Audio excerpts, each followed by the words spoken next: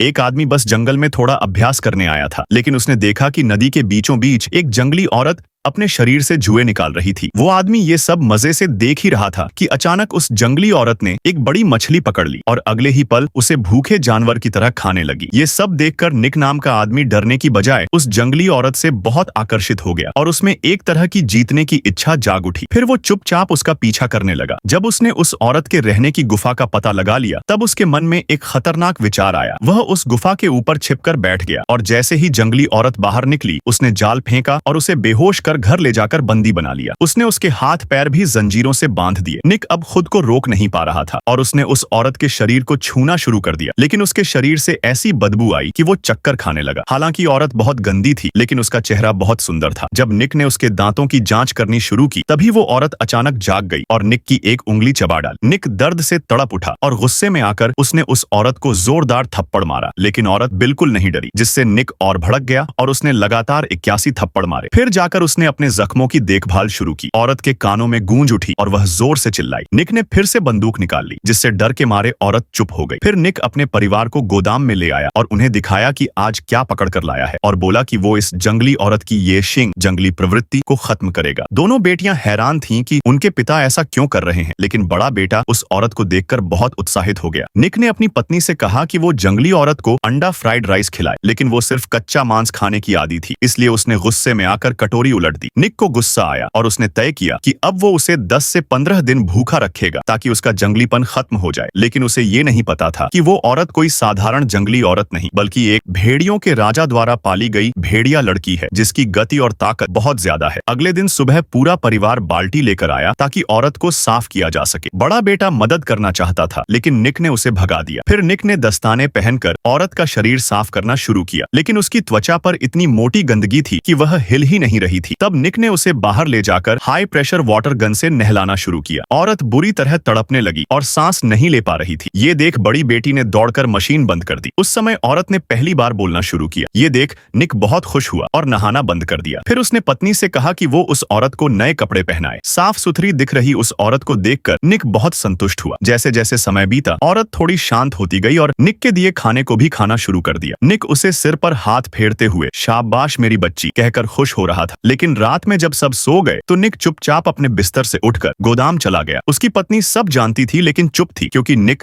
घर का मालिक था। लेकिन उसका बेटा भी निक के पीछे पीछे चुपचाप गोदाम पहुंचा और दरवाजे की दरार से झांकने लगा। अगले दिन सुबह जब माँ बाप घर पर नहीं थे, तो बेटा अकेले गोदाम में घुस गया और जंगली औरत को बिस्किट खिलाने की कोशिश करने लगा ताकि वो उसे भरोसा करे, लेकिन औरत को बिस्किट पसंद नहीं आए।